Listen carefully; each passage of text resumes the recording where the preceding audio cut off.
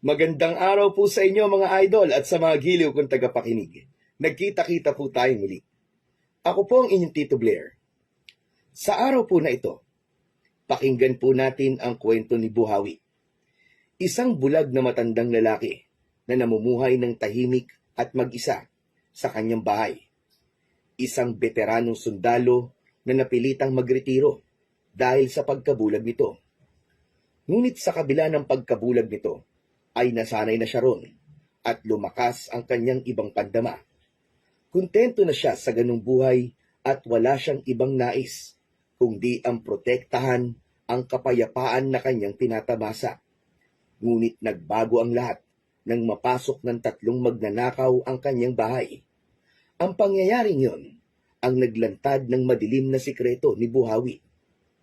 Ano nga ba ang lihim na tinatago ni Buhawi? At ano ang kaya niyang gawin upang protektahan ang kanyang sarili laban sa 3 magnanakaw na nanggulo sa tahimik niyang pamumuhay? Ngunit bago ang lahat mga idol, huwag po nating kalimutan mag-subscribe at i-hit ang notification bell sa aking YouTube channel na The Voice Addict para sa mas marami pang makapigil hiningang kwentong aswang at katatakutan mula sa mundo ng kababalagan. Umpisahan na po natin ang kwento. Aba, mukhang ang dami mong pinamili ngayon na. May okasyon ba? Abay Buhawi, sa pagkakaalam ko malayo pa ang kaarawan mo. Hindi ka pa ba sanay sa akin, Charito? Namimili talaga ako ng marami kahit walang okasyon para hindi ako palaging lumalabas ng bahay. Alam ko naman yon. Pero ayaw mo bang ipagluto kita minsan? Masarap ako magluto ng kalderetang baka at tinola. Kaya kong magluto ng sarili kong pagkain. Salamat na lang, Charito. Minsan ay magpunta ka naman sa bahay ko. Manood tayo ng mga lumang pelikula. Iniinsulto mo ba ako, Charito, ha? Ay hindi, hindi naman. Pasensya ka na Buhawi. Hindi ka nga pala nakakakita. Hindi na hinintay pa ni Buhawi na makapagsalita si Charito dahil alam niya na tatagal yon ng ilang minuto, kaya tuluyan niya nang binuksan ng pinto ng kanyang bahay at pumasok doon. Agad niyang isinarado ang pinto at ang nakakabinging katahimikan ang sumalubong sa kanya. Sa isang tagong bahagi ng lungsod, nakatayo ang lumang bahay ni Buhawi. Napapalibutan yun ng matataas na punong kahoy at makakapal na halaman. Ang bahay ay hindi madaling makita mula sa kalsada dahil kailangan pang tahakin ang makitid na daan na puno ng damo at bato upang makarating doon. Malaki at may 2 palapag ang bahay ni Buhawi. Mag-isa lang siyang naninirahan sa bahay niya. Si Buhawi ay 67 taong gulang na, ngunit sa kabila ng kanyang edad ay malakas pa rin siya at nagtataglay ng matikas at matipunong pangangatawan. Sa kabila ng kawalan ng paningin, ay sanay siyang mamuhay ng walang nakukuwang tulong mula sa iba. Dati siyang sundalo, at hindi lang basta isang sundalo, kundi isang tanyag na veteranong sundalo na nakaligtas sa napakaraming mapanganib na misyon nung kanyang kabataan. Ngunit sa kabila ng mga tagumpay, pinili ni Buhawi na iwan ang mundong yun matapos niyang mabulag dahil sa isang engkwentro. Maraming taon na ang nakararaan. Sa kabila ng pagiging bulag ni Buhawi, ay kabisado niya ang bawat sulok ng kanyang bahay. Mula sa sala, kusina, mga kwarto at iba pang bahagi ng bahay niya. Sa harapan ng bahay niya, makikita ang mas maliit na bahay ng kanyang kapitbahay na si Charito. Isang matanda na babae na halos kasing edad niya rin. Ang bahay ni Charito ay mas simple, ngunit malinis at maaliwalas. Si Charito ay kabaligtaran ni Buhawi. Makulit ito, palakaibigan, at palaging naghahanap ng makakausap. Madalas nitong kausapin si Buhawi at magtanong ng mga walang saysay na bagay. Ngunit si Buhawi ay nananatiling mailap. Sa tuwing tatawagin siya ni Charito, ay mas pinipili niyang manatili sa loob ng kanyang bahay. Ang araw-araw na buhay ni Buhawi ay simple at masasabing walang kulay, ngunit ganun niya gustong mamuhay. Tahimik at malayo sa ingay ng mismong syudad. Tuwing umaga, bago mag-almusal, ay nakasanayan ni Buhawi na magwalis sa harapan ng kanyang bahay. Araw-araw kasing may kalat ng mga tuyong dahon doon dahil sa isang malaki at matandang puno ng mangga na nasa harap ng kanyang bahay. Kahit hindi niya nakikita ang paligid niya, nais pa rin niyang malinis ang kanyang kapaligiran. Gaya na lang ng umagang yon. Abala si Buhawi sa pagwawalis. Subalit habang abala siya sa ginagawa, ay natigilan siya nang may naramdaman siyang presensya ng ibang tao sa paligid niya. Charito, alam kong nariyan ka. Aba, talagang napakatalas pala talaga ng pakiramdam mo, Buhawi. Kahanga-hanga ka talaga. Ano bang ginagawa mo rito sa bahay ko nang ganito kaaga? May sasabihin lang naman ako sa'yo. Huwag kang mag-alala, kasi wala ko rito para makipagkwentuhan o makipagkismisan sa mga walang kwentang bagay. O sige na, ano ba yon? Sabihin mo na kagad at marami pa akong gagawin. Eto na nga, sasabihin ko na nga, at naman itong isang to. O ito, makinig ka. Galing ako sa kaibigan ko sa kabilang barangay. May pinuntahan akong handaan kagabi at nakitulog na rin ako doon. Abayan, sabi niya, marami na nananakaw sa lugar nila nitong mga nakaraang araw. Kaya naisip ko, dapat maging maingat tayo. Sa ibang lugar naman yon. Wala tayong dapat ikabahala. Ano bang kinakatakot mo? Kahit na, Buhawi, ang mga magnanakaw, kapag marami na silang nabibiktima sa isang lugar, abay, lumilipat ang mga damontres na yon. Hindi mo ba alam yon, Buhawi? Kung gano'n bakit mo alam? Dati ka bang magnanakaw, Charito? Kaya gano'n na lamang kung ikaw ay mag-isip. Ay hindi, no? Pambihira ka naman. Nais ko lang na magbigay ng paalala sa'yo. Lalo ka na. Mag-isa ka lang sa bahay mo. Subukan lang nilang pumasok dito. Kahit bulag ako, sigurado kong hindi na makakalabas ng buhay ang mga yon. Hindi hadlang ang pagiging bulag ko para ipagtanggol ko ang sarili ko. Aba, napakatapang mo nga talaga, Buhawi. Sa bagay, isa ka nga palang dating sundalo. Pero sana, hindi na umabot sa ganon. Maigi nang mag-ingat tayo at dadalawa lang tayo nandito sa lugar na ito. Hindi na sumagot si Buhawi. Itunuloy niya ang pagwawalis. O sige na, aalis na ako at di na kita aabalahin. At baka luto na ang binibake kong cookies. Pero tandaan mo sinabi ko sa'yo, ha, Buhawi. Abay, mag-iingat ka. Hindi na ito pinansin ni Buhawi at nagpatuloy lang siya sa kanyang ginagawa. Sa kabila ng sinabi ni Charito tungkol sa mga magnanakaw, kahit katiting na takot, ay walang naramdaman si Buhawi. Bukod sa mahirap mapasok ang bahay niya, alam niya sa sarili niya na kaya niyang makipaglaban at ipagtanggol ang kanyang sarili. Matapos maglinis sa harapan ng bahay, ay nagtungo na si Buhawi sa kanyang dining area kung saan nakahain na roon ang kanyang almusal. Umupo na siya at nagsimulang kumain. Sanay na siyang kumain ng mag-isa. Parehas ng patay ang mga magulang niya. At dahil sa haba ng serbisyo na noon sa pagiging sundalo, ay hindi siya nagkaroon ng pagkakataon na magkaroon ng sariling pamilya.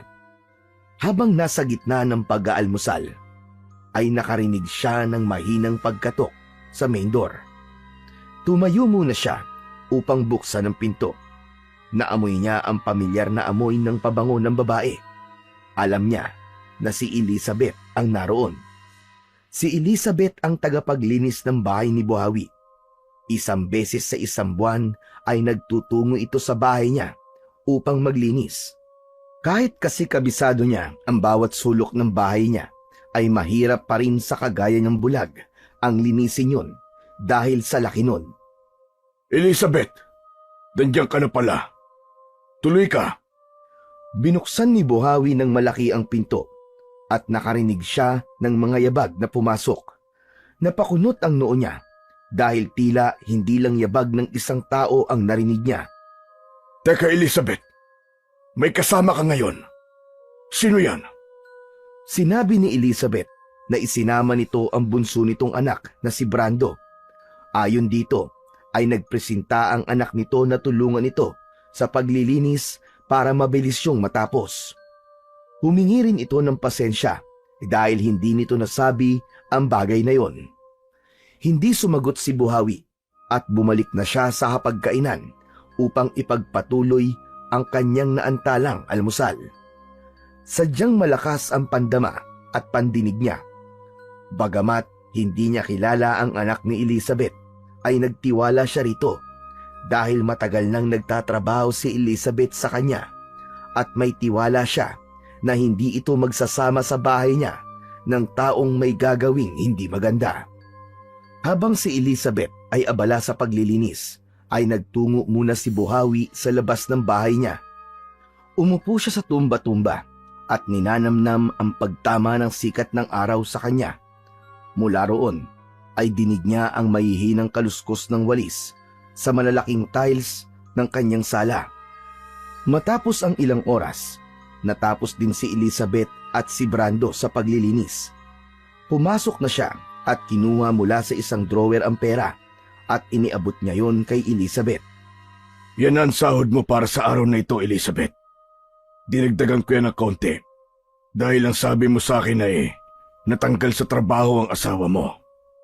Mangiyak-ngiyak na nagpasalamat si Elizabeth kay Buhawi bago ito nagpaalam. Nang masiguro ni Buhawi na nakalabas na si Elizabeth at ang anak nito, ay isinarado na niya ang pinto ng kanyang bahay. Pinindot niya ang lock at nakarinig siya ng pagdagundong sa iba't ibang parte ng kanyang bahay. Indikasyon yon na sarado na ang lahat ng pinto, maliban sa pinto ng mga kwarto, ay hindi na mabubuksan mula sa loob at labas. Sa kabilang dako, sa loob ng abandonadong building, ay nagtipon-tipon ang 3 kabataan sa isang sulok na puro 18 anyos. Nakaupo sila sa sahig. Abala si Andrew sa pagbulatlat sa isang wallet. Nang makuha niya ang laman ng pera, ay itinapon niya ang wallet sa likod niya. Binilang niya ang pera na ang halaga ay 7,000 piso. Kinuha niya ang 3,000 at binigyan ng tigdi 2,000 ang dalawa pa niyang kasama na sina Tomas at Brando. Uy, sandali lang. Bakit mas malaki sa'yo, Andrew? Akala ko ba hating kapatid? Bakit ha? Kapatid ba kita? Saka akong dumukot ito sa matandang babae kaya natural na mas malaki ang parte ko. Si Andrew ang leader ng grupo. Matangkad ito para sa kanyang edad. Palaging seryoso ang ekspresyon nito. Siya ang pinakamaabilidad sa grupo at ang utak ng kanilang mga plano. Lumaki siyang walang magulang. Iniwan siya ng kanyang ina sa ampunan nung sanggol pa lamang siya at hindi niya kailanman nakilala ang kanyang ama. Sa edad na 15, tumakas siya sa ampunan at nagsimulang mabuhay sa kalsada.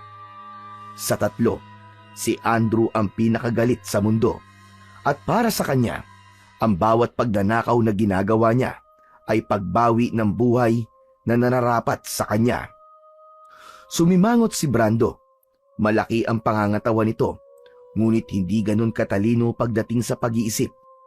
Si Brando ang bunso sa 5 magkakapatid at lumaki siya sa isang mahirap na pamilya. Habang si Tomas naman, ang pinakamadaldal sa kanilang 3. Sa edad na 18, ay mukhang inosente si Tomas, pero sa likod ng maamo nitong muka, ay mahusay itong manlinlang. Pambihira. Dapat kasi pantay-pantay ang parte natin, di ba? Ikaw nga ang dumukot, pero kami ni Tomas ang kamuha sa atensyon ng matandang babae para hindi ka nahabulin. Hoy! Tumigil ka dyan, Brando Kung ayaw mo ng parte mo, akin na lang. Sa totoo lang, masyado kang maraming reklamo Oo, tama na yan. Chill lang kayo. Brando, okay na yan, kesa sa wala. So, anong susunod? Hindi na tayo pwedeng bumalik dun sa lugar na palaging pinagnanakawan natin. Alerto na ang mga tao ron at malaki ang tsansang mahuli na tayo. Dapat tayo magpalamig muna. Isang mahabang katahimikan ang namagitan sa kanilang tatlo. Makalipas ang ilang sandali, ay nagsalita si Brando. Alam niyo ba mga tol? Sumama ako kahapon kay nanay sa bahay na matandang lalaki na pinaglilinisan niya. Sa tingin ko, napakayaman na matandang lalaki na yon. Tapos, mag-isa lang siya doon sa bahay niya na sobrang laki. Sabi ni nanay, dati raw yung sundalo eh. Ano sa tingin niyo? Yung kaya sunod natin pagnakawan? Ano ka mo? Dating sundalo? Gusto mo bang ratatin tayo ng Armalite nun? Pambira tong taong to. Ikaw talaga kahit kailan ka, Brando. Hindi ka talaga nag-iisip. Uy, sandali lang. Patapusin niyo kasi muna ako. Bulag yung matandang lalaki. Bulag! Sa sinabi ni Brando, ay sandaling natigilan si Andrew. Napatingin siya kay Tomas at tumango ito. Oh, bulag naman pala eh. Kaya madali lang nating nakawan yun, Andrew. Hoy Brando, sigurado ka ba niya sa sinasabi mo Mayaman talaga yung bulag na matandang yon? Oo nga, sigurado ako. May vault akong nakita sa isa sa mga kwarto sa itaas ng bahay niya. Sa tingin ko, mga alahas at pera ang laman ng vault na yun. Kung ganun, mukhang yan ang susunod nating misyon. Pero hindi pwedeng magpadalos-dalos tayo. Kailangan natin ng matibay na plano. Kailangan nating malaman ang pasikot-sikot ng bahay at kung paano tayo makakapasok doon. Saka, kailangan natin mapag-aralan muna ang loob ng bahay niya para bukod sa vault, ay alam din natin kung meron pang ibang pwedeng manakaw sa bahay niya. Tama ka, Tomas. Kailangan nating suriin muna ang bahay bago tayo gumalaw. Hoy Brando, ikaw ang gagawa ng unang hakbang. Magtanong-tanong ka sa nanay mo. Alamin mo kung kailan ulit siya pupunta ron at kung anong routine ng matanda. Teka. Hindi ba delikado kung doon ako sa nanay ko magtatanong? Baka makahalata siya eh. Hindi naman alam ng nanay kong ginagawa natin pagnanakaw eh. Kung ganon, tayo mismong kikilos para malaman natin ang mga pwede nating nakawin sa bahay na yun. Nagsimula na silang mag-usap na mga pwede nilang gawin. Si Andrew, bilang leader, ay nagsimula ng ilatag ang mga susunod na hakbang nila. Sa isip niya, mukhang may potensyal na magtagumpay ang pagnanakaw nila na yon, lalo na at isang bulag ang nakatira sa bahay. Sa tingin niya, yun na ang pinakamagiging madaling pagnanakaw na magagawa nilang tatlo. Isang umaga, tahimik na nakaupo si Buhawi sa kanyang paboritong tumba-tumba sa harapan ng kanyang bahay. Hawak niya ang kanyang baston habang bahagyang umaalog ang upuan sa ritmo ng kanyang paggalaw. Maya-maya ay nakaramdam si Buhawi ng presensya ng isang tao. Sumingot siya sa hangin at napasimangot siya nang maamoy ang pabango ni Charito. Charito, kung ano man ang pakay mo ngayon, wala ako sa mood makipag-usap. Gusto kong mapag-isa.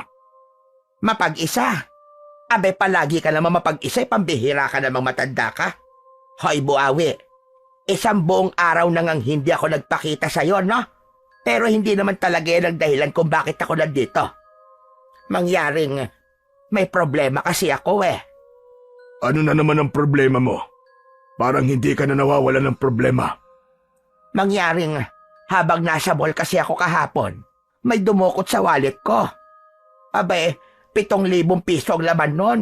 Inipon ko pa yon para sa bayarin ko sa kuryente at tubig. Napahinto sa pag-alog ng tumba-tumba si Buhawi. Nahuli ba kung sino ang kumuha sa wallet mo? Sa kasamaan palad, Buhawi, hindi eh. Pero nakita ko ang dumukot sa wallet ko. Isang binata. Kaya lang nang sisigaw na ako, ay may lumapit sa akin na 2 binata at nagtanong ng direksyon. Abe, para bang nalito ako at hindi nakasigaw. Pero kanina ko lang napagtanto na malamang kasabwat nung nandukot sa akin ang 2 yon. Sa susunod kasi, mag-ingat ka. Protektahan mo mga gamit mo, lalo na sa mga lugar na maraming tao. Hindi natin alam kung kailan aatake ang mga masasamaan loob. Alam mo, Buhawi, kahit minsan matalas ang bibig mo, ay tama ka rin talaga. Pero alam mo, Buhawi, abe, hindi ko na maibabalik ang nawala. Ang mahalaga, ligtas ako, hindi ba? Hindi sumagot si Buhawi. Bumalik siya sa pag-alog ng kanyang tumba-tumba. Ngunit sa kanyang isipan ay nagpasalamat siya na walang nangyari kay Charito. Kahit naman naiirita siya rito, ay may pakialam pa rin siya rito dahil ito ang nag-iisa niyang kapitbahay. Dumadalas na talaga ang pagnanakaw gayon. Abay, nakakatakot na. Laganap naman talaga ang pagnanakaw kahit saan lugar. Malas lang talaga kapag ikaw ang naging biktima. Sige na, Charito. Makakaalis ka na. Gusto ko talaga mapag-isa. Abay, sandali lang naman, Buhawi. Hindi mo man lang ba ako i-comfort? Abay, bakit? Asawa ba kita? Wala akong oras sa kaartehan mo, Charito. Sige na. Umuwi ka na sa bahay mo. At sukit naman ito. Hey! Matanda! Kahit hindi nakikita ni Buhawi si Charito, ay alam niyang inirapan siya nito. Nang marinig niya ang papalayo nitong yabag, ay tumayo na siya at bumalik sa loob ng kanyang bahay. Nang isarado niya ang pinto, ay siniguro niya na nailagay niya ang passcode sa pinto upang walang kahit na sino ang makapasok sa kanyang bahay nang hindi niya nalalaman. Nang sumunod na umaga, habang kumakain ng almusal si Buhawi, ay nakarinig siya ng mahihinang katok sa main door. Tumigil siya at nakinig ng mabuti upang makumpirma kung talaga bang may tao sa labas dahil wala siyang inaasahan na pupunta sa bahay niya sa araw na yon. Nang magpatuloy ang pagkatok, ay tumayo siya at maingat na naglakad patungo sa pinto. Binuksan niya yon at bago pa man magsalita ang taong nasa labas ng bahay niya, ay agad niyang naamoy ang pamilyar na amoy. Elizabeth, anong ginagawa mo rito? Kagagaling mo lang dito ng isang araw, di ba? Ako po to, Ma'am Buhawi. Si Brando po. Kasama ko po si nanay. Napakunot ang noo ni Buhawi. Boses yun ng isang lalaki. O Brando, ikaw ang anak ni Elizabeth, tama ba? Opo. Ako nga po. Ano naman ang dahilan at nandito kayong dalawa ng nanay mo? Kasi po hindi po namin nalinis na maayos yung ibang parte ng bahay niyo nung huling beses kami naglinis dito. Nagmamadali po kasi kami ng nanay ko nung araw na yun dahil walang kasama sa bahay ang kapatid ko may sakit. Kaya naisip po namin ni nanay na bumalik dito ngayon para tapusin po ang paglilinis namin. Pero wag po kayo mag-alala kasi libre na po ito. Wala na po kayong kailangan bayaran. Bahagyang tumaas ang kilay ni Buhawi sa sinabing yun ni Brando. Elizabeth, totoo ba ang sinasabi ng anak mo? Hindi po makapagsalita si nanay ngayon Masakit po ang lalamunan niya at inuubo pa. Ayaw po naming mahawa kayo. Kaya ako na lang po magsasalita para sa kanya. Nanatiling nakatayo si Buhawi sa may pintuan. Alam niyang may kakaiba sa mga sagot ni Brando, pero hindi niya maipaliwanag kung ano. Inisip niya kung dapat bang papasukin ang dalawa, ngunit sa huli, napagdesisyonan niyang hayaan na lang na tapusin ng mga ito ang paglilinis sa kanyang bahay. O sige, kung gusto niyo maglinis ulit, bahala kayo. Basta siguraduhin niyo maayos ang gagawin niyo ngayon. Ayoko ng paulit-ulit na trabaho. Opo, Ma'am Buhawi. Salamat po. Binuksan ni Buhawi ang pinto ng mas maluwag at pinapasok ang mag-ina. Dahil alam ni Buhawi na kasama ni Brando si Elizabeth, ay hinayaan na lang niya na gawin ng dalawa ang dapat gawin ng mga ito. Bumalik siya sa dining area upang tapusin ang kanyang almusal. Hindi makapaniwala si Brando na magagawa nilang linlangin si Buhawi para makapasok sila ni Tomas sa bahay nito. Dahil nung unang beses na nakapunta siya sa bahay na yon, ay napansin niya na nakilala agad ni Buhawi ang nanay niya dahil sa pabango nito. Kaya pinagamit niya si Tomas ng pabango ng kanyang ina upang nang sa ganon ay mapagkamalan ni Buhawi na si Tomas ay ang nanay niya. Tahimik silang umikot ng bahay at inisa-isa ang mga silid. Napansin nila na karamihan ng mga gamit na naroon ay mabibigat. Napunta sila sa ikalawang palapag kung saan nahanap nila ang kwarto na sinabi ni Brando Sa isang sulok ng silid ay naroon ang may kalakihan na vault. Ayun! Tama ka nga, Brando. May vault talaga dito. Lumapit si Tomas at tinapik ang vault. Napailing ito. Mukhang mabigat at matibay ito, pare. Pero kung tama ang hinala mo na may pera at alahas dito, abay jackpot tayo. Mukhang itong vault lang ito ang pwede natin mapakinabangan dito. Naglakad si Tomas papunta sa bintana ng silid at binuksan yun. Nagtatakang lumapit si Brando sa kaibigan. Ano ginagawa mo? Bakit mo binubuksan yan? Simple lang. Dito tayo papasok mamayang gabi. Hindi ka talaga nag-iisip, Brando. Napaisip si Brando, bagamat natatakot siya na baka mapansin ni Buhawi ang nakabukas na bintana, ay wala naman siyang iniisip na mas magandang plano. Alis na sana sila sa silid na yon, ngunit pareha silang natigilan nang makita nila si Buhawi na nakatayo sa bungad ng pintuan. Blanko ang ekspresyon nito at nakatinging direkta sa kanila na para bang nakikita sila nito. Tahimik lang ito at hindi gumagalaw. Hindi nila alam kung gaano nakatagal tong nakatayo roon o kung narinig ba nito ang kanilang mga pinag-usapan. Humabog ng malakas ang dibdib ni Brando at hindi siya makagalaw sa kinatatayuan. Anong ginagawa niyo rito sa silid na ito? Elizabeth, hindi ba sinabi ko sa inyo noon na hindi ko pinapalinis sa kwartong ito? Pasensya na po, Mang Buhawi. Ako po nagpupilit kay nanay na linisin po ang kwarto na to kasi nakita ko po na medyo maalikabok na eh. Napatingin si Brando kay Tomas. Gaya niya ay halatang tensyonado na rin ito. Tapos na ba kayo? Kung wala na kayong nililinis, mabuti pa umalis na kayo.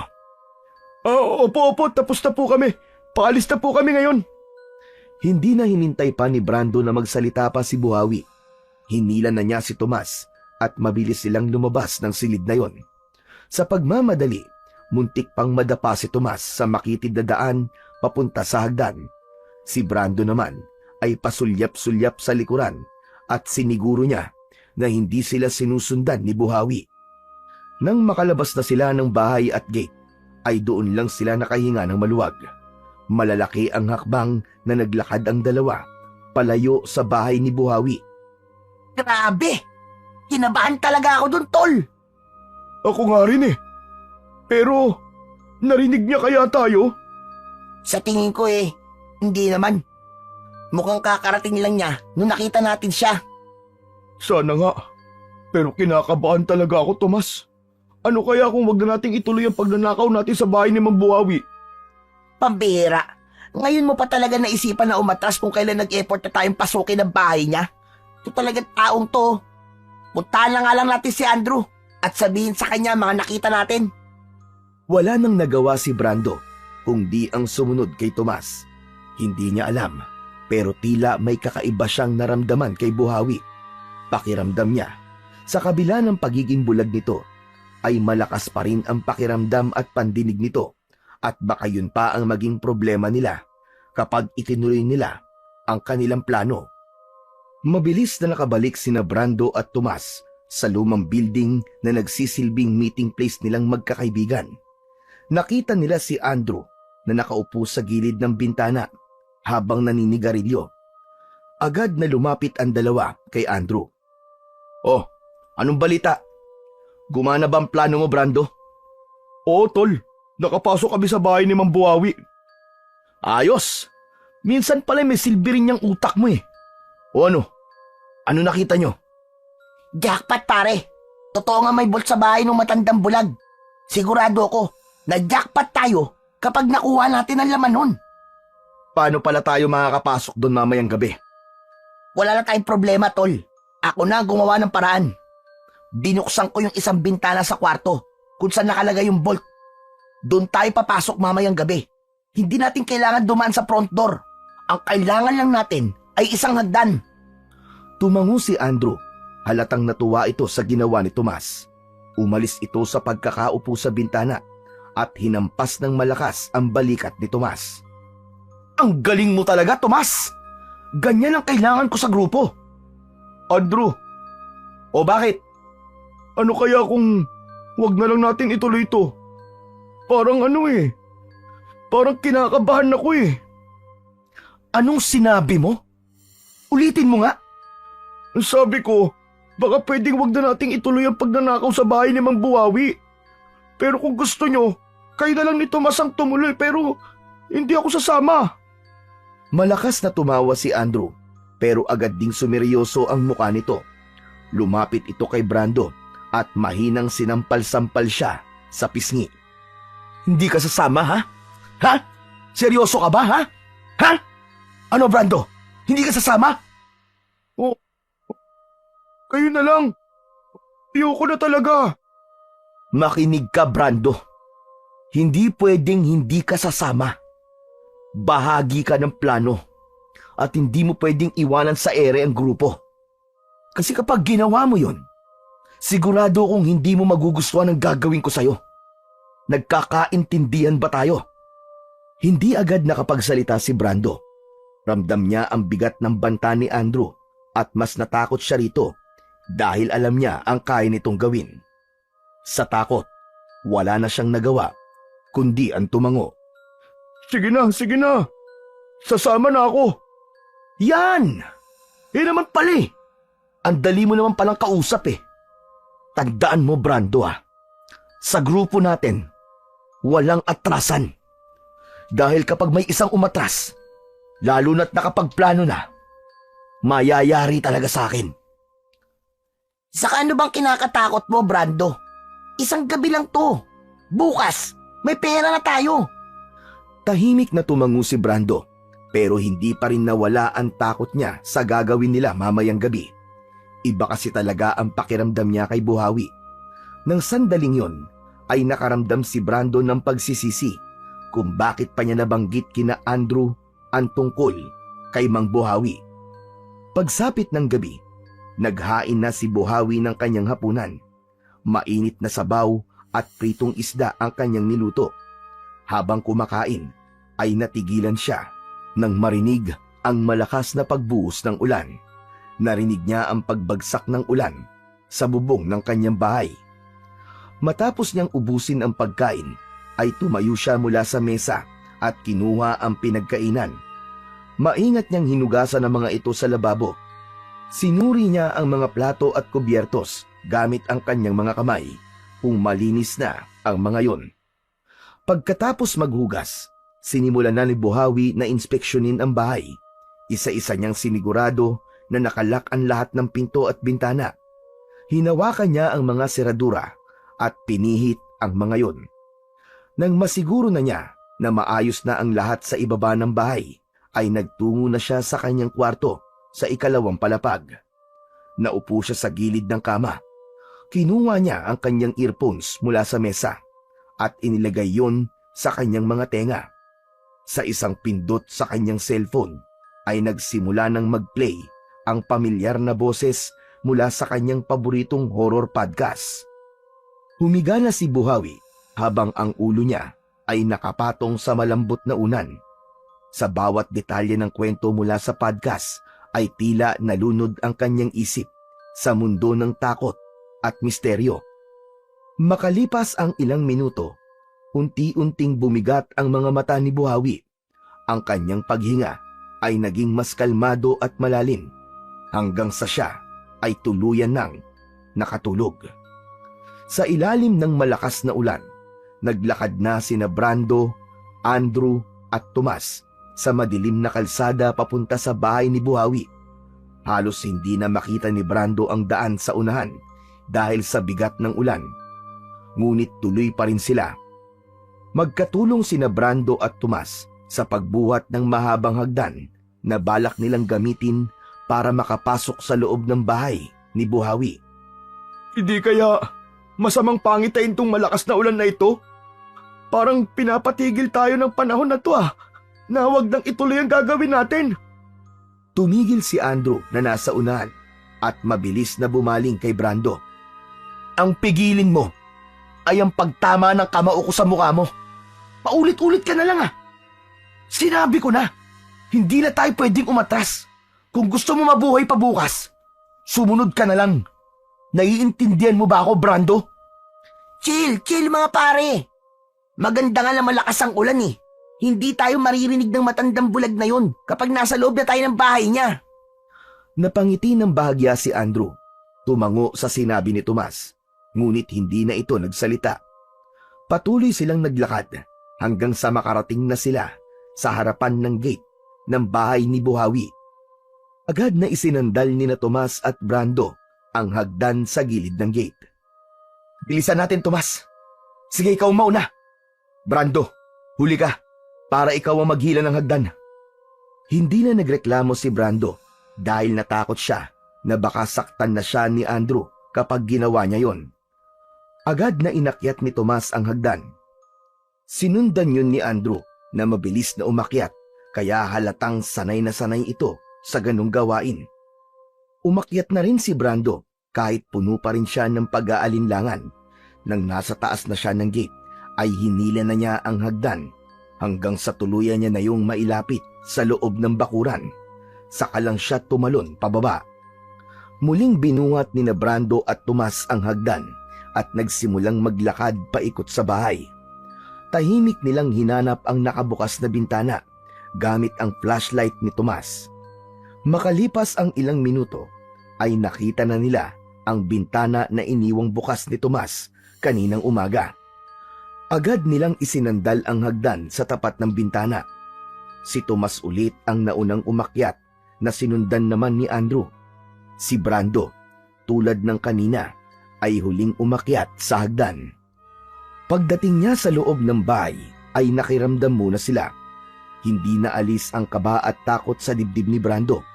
Maraming beses na silang pumasok sa mga bahay para magnakaw. Pero iba ang takot niya sa bahay ni Buhawi.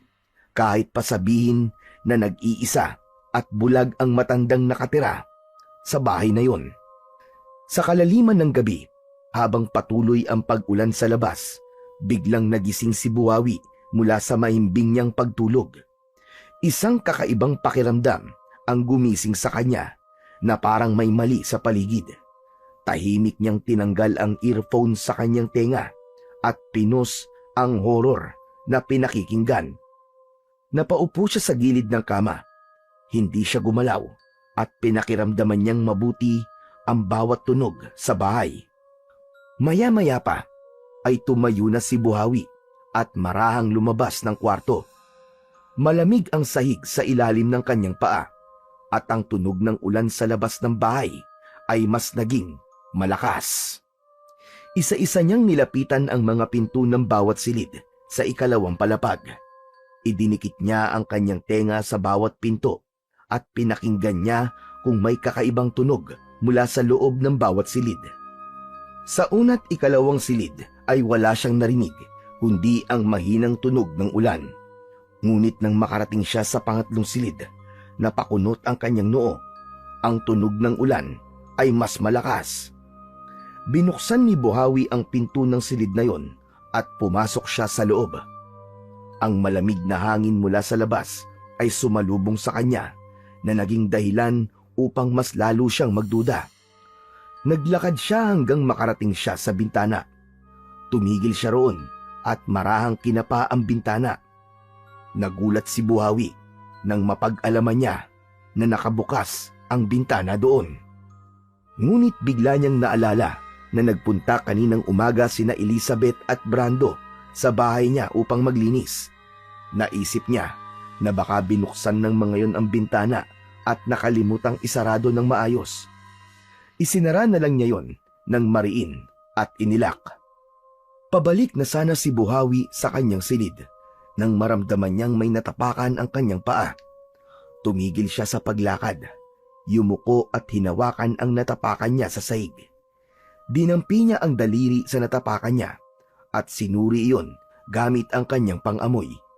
Napakunot ang kanyang noo nang malaman niya na putik ang kanyang natapakan. Matiim na nag-isip si Buhawi, imposible na magkaroon ng putik roon, lalo na't naglinis sina Elizabeth sa kwartong yon. Alam niya na isa lang ang ibig sabihin nun, may ibang tao na pumasok sa kanyang bahay. Maya-maya pa ay marahang tumayo si Buhawi. Ngunit sa halip na may gawin na kung ano, ay nanatili siyang kalmado. Lumabas na siya ng silid na yon at isinarado ang pinto.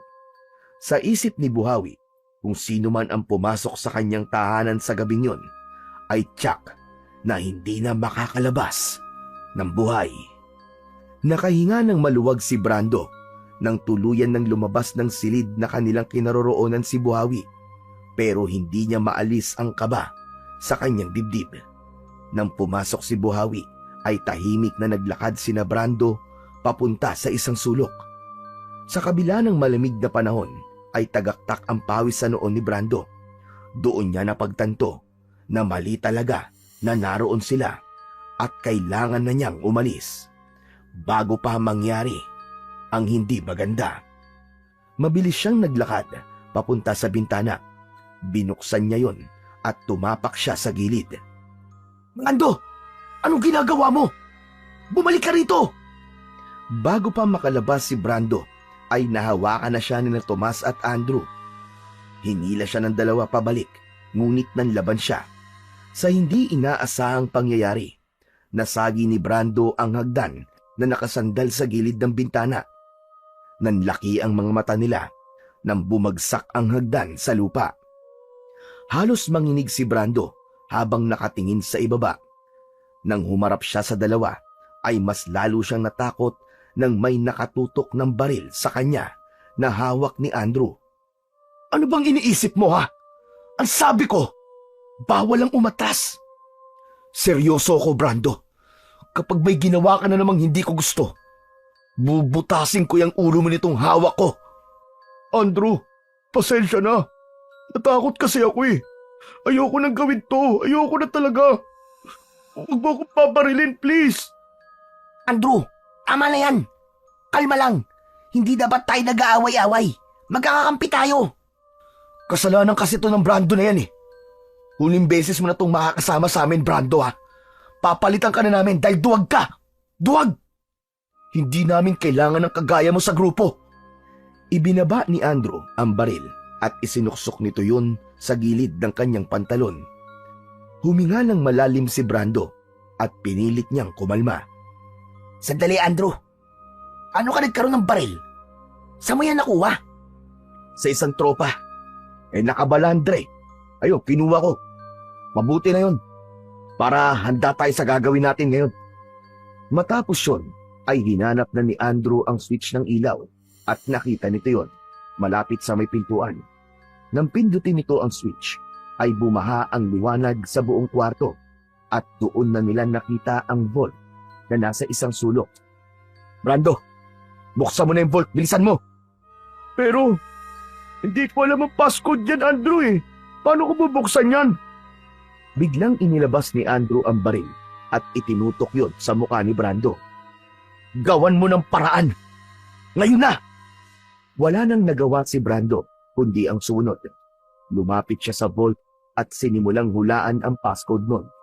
Kung ano-anong number combination ang ginawa niya, pero wala sa mga yon ang nagpabukas sa vault.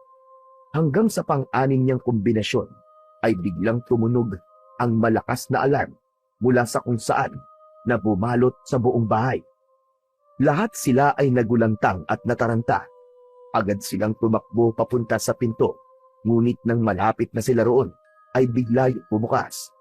Natigilan sila nang nakita nila si Mang Buhawi na nakatayo sa harapan nila habang may hawak na shotgun na nakatutok diretso sa kanila. Walang sinabi si Mang Buhawi. Sa halip, agad itong nagpaputok. Mabuti na lang ay mabilis na nakaiwas sina Brando at walang tinamaan ni isa sa kanila. Halos maiyak na si Brando sa labis na takot hanggang sa nakita niyang itinutok ni Andrew ang baril nito kay Mang Buhawi. Walang pag-aalinlangan na pinalabit nito ang gatilyo at pumailan lang ang malakas na putok ng baril. Dumaplis ang pinakawalang bala ni Andrew sa kaliwang tenga ni Mang Buhawi. Bumagsak si Buhawi sa sahig habang hawak ang tenga na dumudugo. Mabilis na lumapit si Andrew kay Mang Buhawi at hinampas nito ng baril ang ulo ng matandang bulag. Nawalan ng malay si Mang Buhawi sa lakas ng pagkakahampas ni Andrew. Natigilan sina Brando at Tomas at natulala sa kanilang nakita. Andrew! Bakit mo siya sinaktan? Oo nga naman, Tol. Hindi naman tayo nananakit, di ba? Nagnanakaw lang tayo. Hindi ba kayo nag-iisip? Nakita niyo na may shotgun siya, di ba? Gusto niyo ba tayo ang patay ng bulag na hayop na matandang yan? Oh, ano bang tinutunga-tunga nga niyo? Kumuha na kayo ng pantali habang wala pa siyang malay. Mabilis na naghanap sina Brando at Tomas ng bagay na pwede nilang ipangtali kay Buhawi. Nakakita si Tomas ng isang extension cord na walang nakasaksak. Inuha nito yon, ibinigay kay Andrew. Kinuha ni Andrew ang extension cord at sinimulan nitong itali ang mga kamay ni Buhawi sa likod at isinunod naman nitong itali ang mga paa ng matandang bulag. Pinagtulungan ni na Andrew at Tomas na hilahin ang walang malay na si Mang Buhawi papasok sa isang kwarto. Si Brando naman ay nanatiling tahimik sa isang sulok habang hindi makapaniwala sa nangyayari. Maya-maya pa ay inabot ni Andrew ang baril nito kay Tomas at kinuha ang shotgun na nabitiwan ng matanda kanina. Ako na ang gagamit nito. Hanip? Ang laki nito ah. Disabog. Teka, Andrew. Hindi ako marunong gumamit ng baril. Basta, gamitin mo lang kapag kinakailangan. Itutok mo, tapos pindutin mo yung gatilyo. Hindi pa rin magawang makagalaw ni Brando mula sa kanyang kinatatayuan. Tuluyan na siyang nilamon ng kaba at takot. Sa kanyang isip, nagdarasal siya na sana ay matapos ang gabing yun nang hindi sila napapahamak. Lumipas ang ilang minuto at pare-parehas na hinintay ni na Brando na muling magkamalay si Buhawi. Nakaupo si Andrew malapit sa vault habang si Brando ay nasa isang sulok habang nakatayo. Kinakagat niya ang kuko sa kamay dahil sa labis na tensyon. Hindi niya inaalis ang tingin kay Mang Buhawi. Kanina ay sinabi ni Andrew na hihintayin nilang magising si Buhawi at sa kanila itatanong dito kung ano ang passcode ng vault. Makalipas ang ilang minuto ng paghihintay, gumalaw na si Mang Buhawi. Dahan-dahang dumilat ang mga mata nito at isang mahinang ungol ang kumawala sa bibig nito. Mabilis na tumayo si Andrew at kinuha ang shotgun. Nakaramdam ng kaba si Brando nang lapitan ni Andrew si Mang Buhawi. Buti naman at nagising ka na, tanda. Kinasan ni Andrew ang shotgun at itinutok ang dulo nun sa likod ng ulo ni Mang Buhawi. Ang malamig na bakal ay dumampi sa matanda, ngunit nanatili itong tahimik at kalmado. Ano ang passcode ng vault? Sabihin mo na kung ayaw mong kumalat ang utak mo sa kwartong to. Hindi sumagot si Mang Buhawi. Nanatili itong tahimik na parang hindi alintana ang banta ni Andrew. Napuno ng tensyon ang silid. Nagpalitan ng tingin sina Tomas at Brando na parehong kinakabahan sa ginagawa ni Andrew. Hoy, matandang bulag! Kapag hindi mo sinabi, pasasabugin ko talaga ang ulo mo. Sabihin mo na! Ano ang passcode ng vault? 419800. Tumingin si Andrew kay Brando at inginuso nito sa kanya ang vault. Agad namang kumilos si Brando at nanginginig ang buong katawan na nilapitan ang vault. Nagsimula siyang i-enter ang mga numerong binanggit ni Mang Buhawi at siniguro niyang tama yon. Nang pindutin ni Brando ang huling numero ay na-unlock ang vault. Maraan niyang binuksan ang pinto ng vault, ngunit sa pagbukas niya nun ay natigilan siya. Walang laman ang vault. Wala kahit pera, alahas o kahit na anong bagay na pwede nilang mapakinabangan. Ano na? Kunin mo na ang laman yan para makaalis na tayo dito. Bagal mo naman. Tol, walang laman. Walang laman ang vault. Ano ba sinasabi mong walang laman? Naglakad sina Andrew at Tomas papunta sa vault at nagulat ang dalawa nang makita na nagsasabi ng totoo si Brando. Galit na binalikan ni Andrew si Buhawi at muli nitong itinutok sa matandang bulag ang shotgun. Ano to ha? Ano to, Buhawi? Niloloko mo ba kami? Hindi sumagot si Mang Buhawi.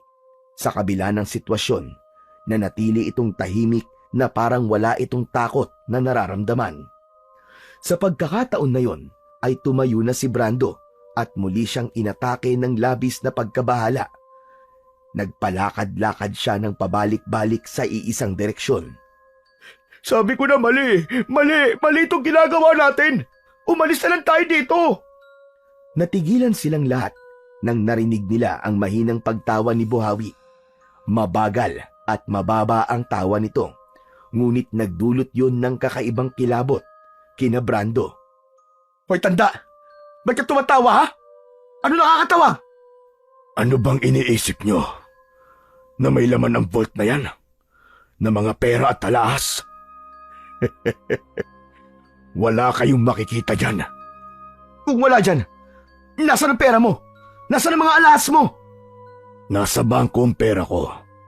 Lahat ng alahas ko nasa isang storage unit na malayo rito.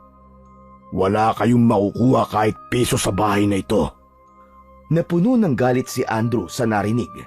Alam ni Brando na ubos na ang pasensya nito at sa isang iglap, itinaas nitong muli ang shotgun at itinutok kay Mang Buhawi.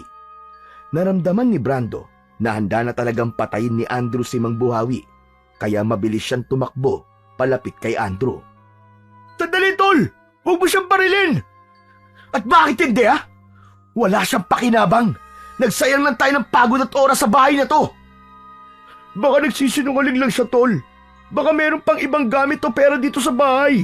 Kung papatayin mo siya, mas lalo na magiging komplikado ang sitwasyon natin eh. Huminga ng malalim si Andrew. Matiim itong nakatitig kay Brando ng ilang segundo bago tuluyang ibinaba ang hawak nitong shotgun. Ngunit halata pa rin ang galit sa mukha nito. Sige, pero bantayan niyo muna ang matandang yan ha. Gagamit lang ako ng banyo, pero babalik agad ako. Tumango si Tomas habang si Brando naman ay napabuntong hininga. Sa paglabas ni Andrew ng kwartong yon ay tumahimik na roon. Hindi makatingin ng diretso si Brando kay Mang Buhawi kahit alam niya na hindi siya nito makikita. Maya-maya ay binasag ni Mang Buhawi ang katahimikan.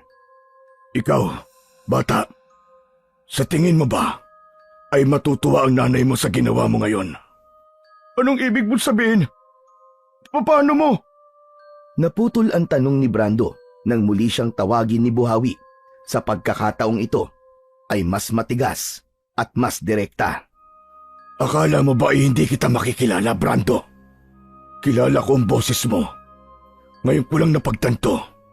Hindi si Elizabeth ang kasama mo kaninang umaga nang pumunta kayo rito.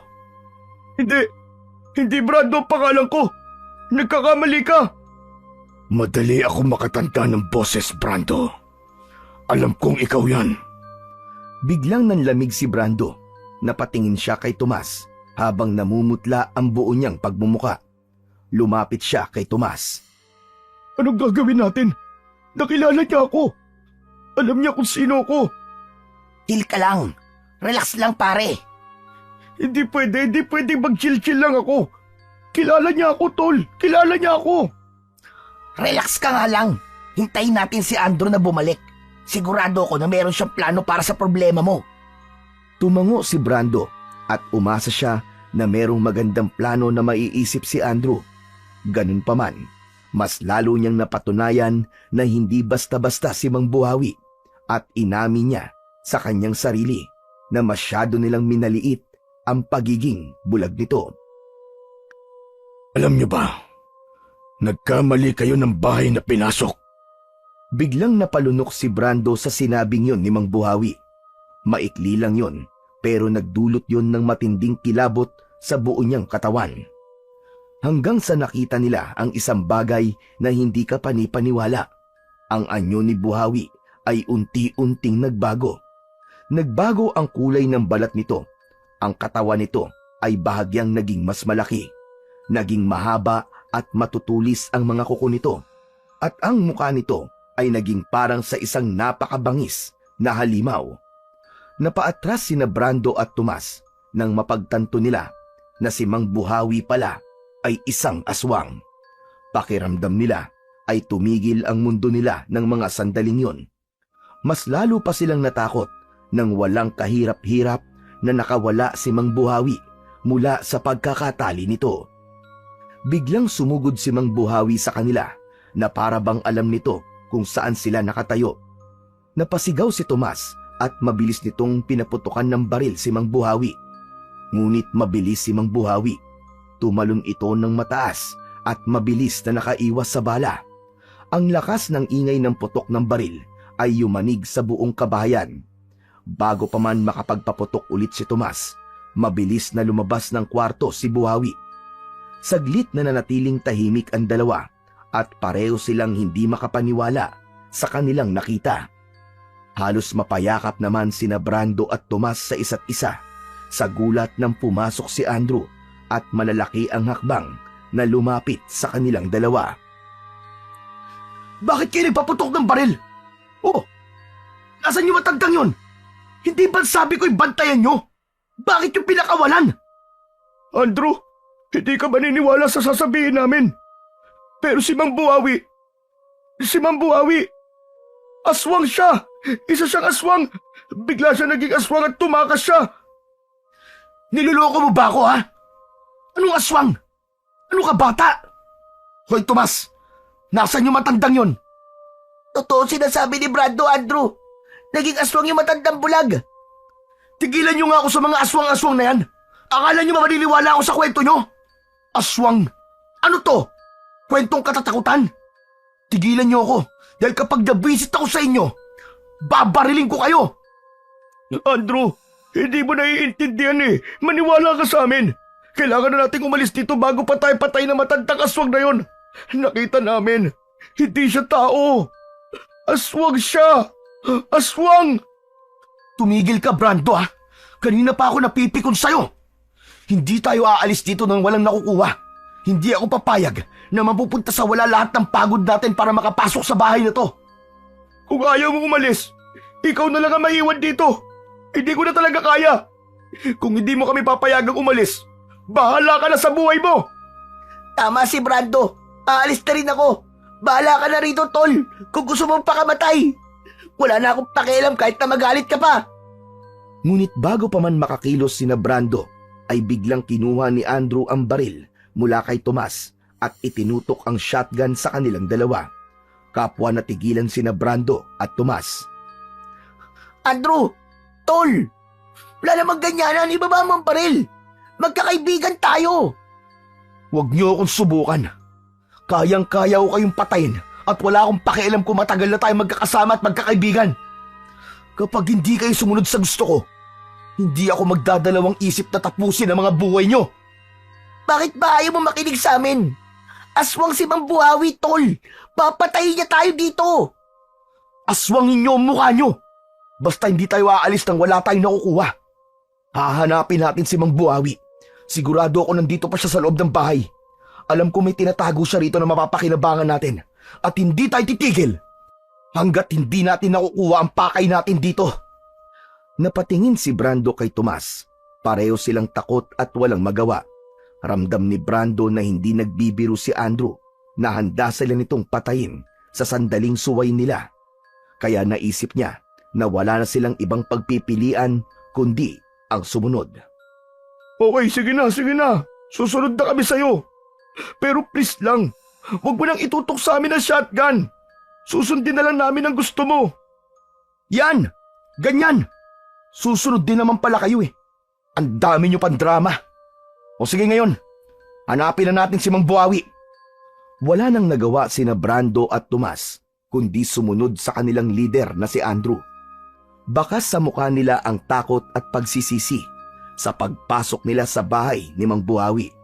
Ngunit alam nilang wala na silang ibang magagawa pa, kundi ang sumunod sa lahat ng gusto ni Andrew dahil tila hawak na rin ito ang kanilang mga buhay.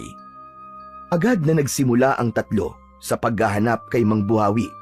Isa-isa nilang binuksan ng mga ilaw sa loob ng bahay upang mas madali nila itong mahahanap.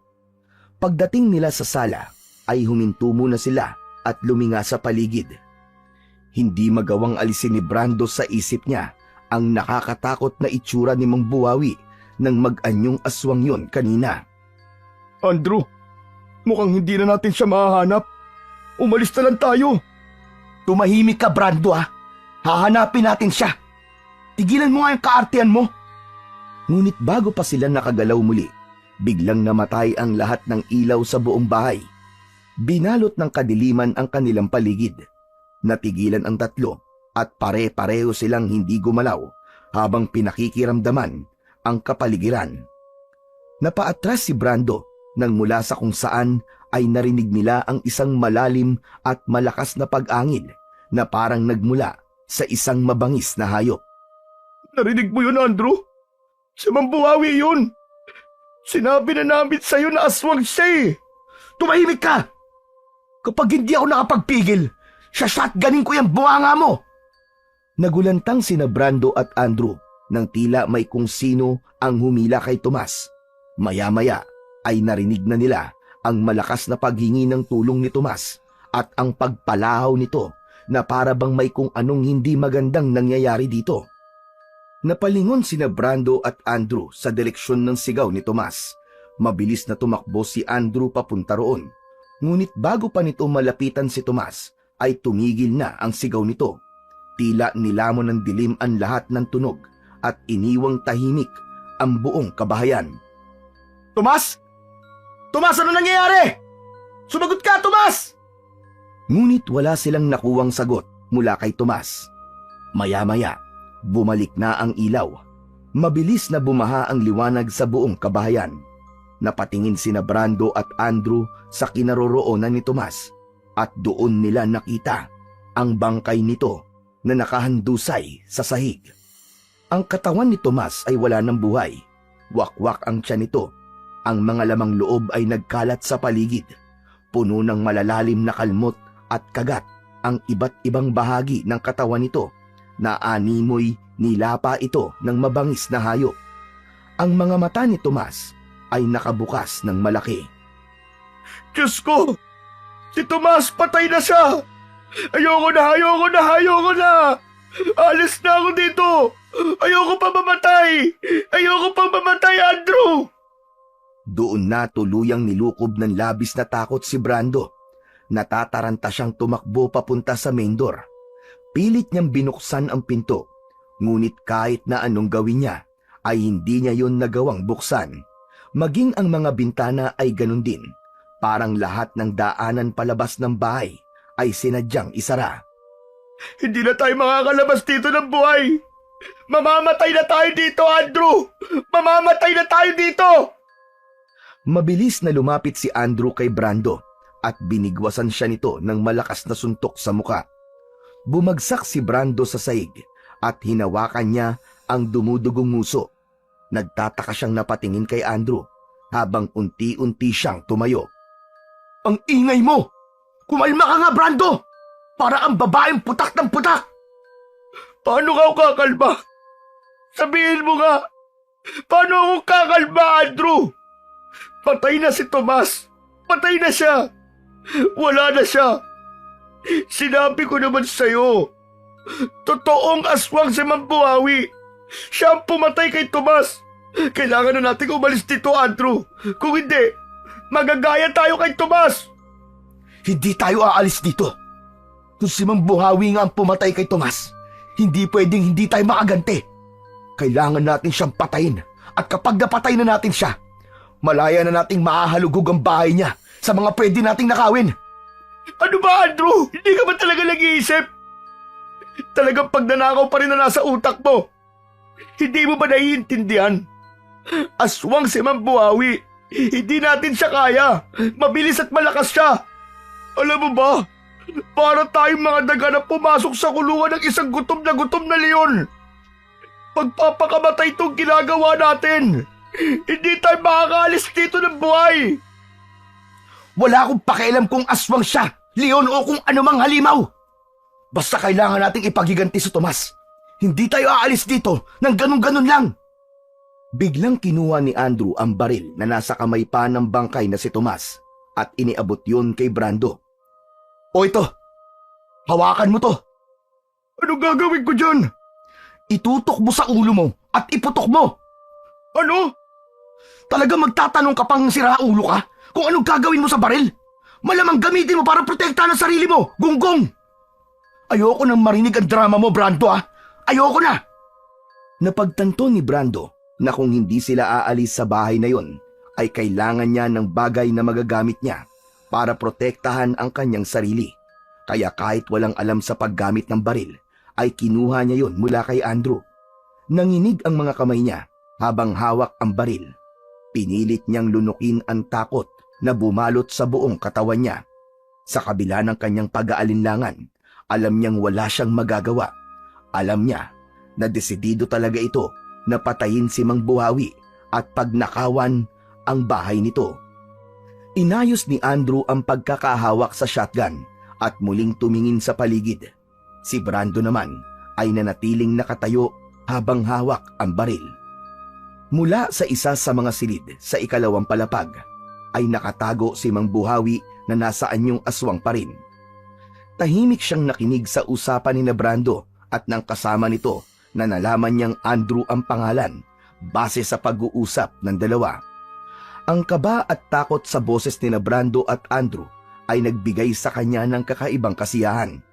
Hindi napigilan ni Mang Buhawi ang mapangiti ng malaki. Matagal na siyang hindi pumapatay ng tao bilang aswang.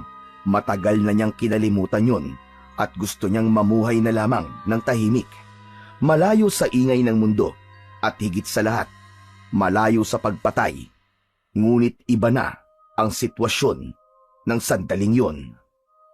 Alam ni Mang Buhawi na wala siyang ibang pagpipilian kundi ang ipagtanggol ang kanyang sarili. Ang tatlong magnanakaw na pumasok sa kanyang bahay ay banta hindi lamang sa kanyang tahimik na buhay, kundi sa mismong pagkatao niya. Pinili niyang kontrolin ang pagiging aswang sa loob ng maraming taon. Ngunit sa gabing yun ay wala na siyang nagawa, kundi muling ilabas ang natutulog na halimaw sa pagkatao niya. Sa sala ng bahay ni Mang Buhawi ay palakad-lakad si Brando at iniwasan niyang tingnan ang bangkay ni Tomas sa isang sulok. Napahinto siya sa paglalakad nang may maramdaman siyang kakaiba sa paligid. Pakiramdam niya ay merong nagmamasid sa kanila ni Andrew. Tumingala si Brando at nanlaki ang kanyang mga mata sa takot nang makita niya ang aswang na nakatayo sa balcony. Nakangisi yun sa kanila. Andrew! Nasa itaas siya! Ang aswang! Mabilis na bumaling si Andrew sa itaas at nang makita nito ang aswang, ay agad nitong itinutok doon ang shotgun at nagpakawala ng isang putok. Ngunit napakabilis ni Mang Buhawi na iwasan nito ang bala. Tumalon ito mula sa balcony at bumagsak sa hagdanan. Mabagal na humakbang pababa ang aswang at dinig nila ang bigat ng mga paa nito. Mas mabuti siguro na titirin niyo ang bala niyo. Kahit bulag ako, hindi niyo ako matatamaan yan. Walang yakang aswang ka! Pinatay mo si Tomas! Wala kang karapatang gawin yun, hayop ka! Walang karapatan? Bakit kayo? May karapatan ba kayong pumasok sa isang bahay na hindi naman sa inyo? Ayokong pumatay, pero pinilit niyo ako. Pinilit niyo akong gawin ito. At anong gusto niyong gawin ko? Dapat ba na habang ninanakawan niyo ang bahay ko, ay wala lang akong gagawin? Nahayaan ko kayong pumasok at magnakaw? At tumakas na parang walang nangyari, ganun ba? Muli, ngumisi si Buhawi at ang anyo nito ay mas lalo lamang naging nakakatakot. Sisiguraduhin ko na hindi kayo makakalabas ng buhay dito. Susunod na kayo sa kasama nyo at magkikita-kita na lamang kayo sa impyerno. Hindi na napigilan pa ni Brando ang mapaiyak at mapahagulgol dahil sa pakiramdam niya ay katapusan niya na ng gabing yun. Napaluhod siya at hindi siya nagdalawang isip na magmakaawa habang nakatingin kay Mang Buhawi. Parang awa niyo na po. Hayaan niyo na po kami makaalis. Nangangako po kami na hindi namin sasabihin sa kahit na kanino tungkol sa inyo. Hindi namin ipapakalat na isa kayong aswang. Hayaan niyo lang po kami makalabas ng buhay rito. Brando, ano bang ginagawa mo? Tumayo ka nga dyan! Huli na, para magnakawa ka. Buo na ang desisyon kong patayin kayong dalawa. Kung ayaw niyong magtagumpay ako, gawin niyo ang lahat para patayin ako. Pero sa tingin ko, ay hindi yun mangyayari. Nang marating na ni Mang Buhawi ang huling baitang, ay bigla itong sumugod kina Andrew at Brando. Mabilis na kumilos si Andrew. Gamit ang dulo ng shotgun, ay binigwasan nito si Buhawi sa muka. Tumama ang dulo ng baril sa panga ng aswang, dahilan upang mapaatras ito ng bahagya. Ano ha? Akala mo hindi kita kaya? Agad na itinaas ni Andrew ang shotgun at pinaputukan si Mang Buhawi. Ngunit sa bilis ng paggalaw ni Mang Buhawi ay naiwasan na naman ito ang bala na tumama lamang sa dingding. Mula sa kung saan ay biglang sinunggaban ni Buhawi si Andrew. Bumagsak ang dalawa sa sahig habang nasa ibabaw ni Andrew ang aswang. Nang sasakmali na ni Buhawi si Andrew ay mabilis na iniharang ni Andrew ang shotgun ng pahalang. Ang matutulis na pangil ni Mang Buhawi ay kumalang sa baril. Nagpumiglas si Andrew habang nakikipagpambuno sa halimaw, at habang nangyayari yon ay nakatulala lang si Brando at hindi alam ang gagawin. Brando! Tulungan mo ako! Huwag kang basta tumayo lang dyan! Dahil sa sigaw ni Andrew ay tila nagising si Brando mula sa kanyang pagkakatulala. Mabilis niyang itinaas ang baril at itinutok yon kay Mang Buhawi na abala pa rin sa pagpilit na masakmal si Andrew. Nanginig ang kanyang mga kamay habang hawak ang baril na nakatutok kay Mang Buhawi. Ngunit bago pa maiputok ni Brando ang baril ay biglang nawala si Mang Buhawi. Sa isang kisap mata ay parang naglaho ito sa hangin. Tumayo si Andrew habang habol ang paghinga. Napatingin silang dalawa sa paligid, ngunit walang kahit na anong palatandaan kung nasaan si Mang Buhawi. Nasaan siya? Nasaan ang hayop na yon? Hindi ko alam. Ang bilis niyang nawala. Napakabagal mo kasi. Hindi ka talaga maaasahan. Mas mabuti pang ikaw na lang sana naunang namatay kaysa kay Tomas. Wala kang pakinabang. Sa gitna ng kanilang pag-uusap ay biglang namatay ang ilaw sa buong bahay. Isang nakakabinging katahimikan ang lumukob sa kanila. Andrew, ano gagawin natin? Kapag ganitong madilim, mas lalo tayong dehado dahil sanay sa kadiliman si Mang Buhawi dahil bulag siya. Tapos, kabisado pa niya tong buong bahay niya. Kaya nga may baril tayo, di ba? Gamitin mo yan. At wag lang ang baril ang gamitin mo, kundi pati utak mo, gunggong. Sa kabila ng takot ay mas mahigpit na hinawakan ni Brando ang baril dahil alam niya na wala siyang ibang magagamit upang ipagtanggol ang kanyang sarili kundi yun lang. Sa sandaling yun ay mas lalong naramdaman ni Andrew ang bigat ng sitwasyon na kinakasadlakan nila. Huminga siya ng malalim at pilit na pinigilan ang takot na unti-unting lumalamon sa kanya. Ayaw niyang maramdaman ni Brando na natatakot siya. Kahit alam niya na mas tama na umalis na sila sa bahay ni Mang Buhawi, ay ang pride at ego niya ang pumipigil sa kanya. Sa grupo nila, siya ang leader, ang laging walang inaatrasan. Kaya kahit na aswang na ang kalaban nila at nasa mismong bahay pa sila nito, ay nais pa rin niyang patunayan na wala siyang kinatatakutan. Kinumbinsi na lang ni Andrew ang sarili na mas lamang sila kay Mang Buhawi dahil bulag ito. Ngunit nang biglang namatay ang ilaw, napagtanto niya ang isang mapait na katotohanan. Sa dilim na yon, para na rin silang bulag tulad ni Mang Buhawi. Ando, kailangan natin maghiwalay. Ano sabi mo? Maghiwalay? Hindi, Andrew, ayoko, hindi ko kaya. Mas mabuti kung magkasama tayo. Hindi ka ba nag-iisip? Tanga mo talaga. Paano natin mahahanap ang matandang aswang na yon kung magkasama tayo? Mas mabilis natin siya matutunton kung maghihiwalay tayo. Ikaw sa baba, ako sa taas.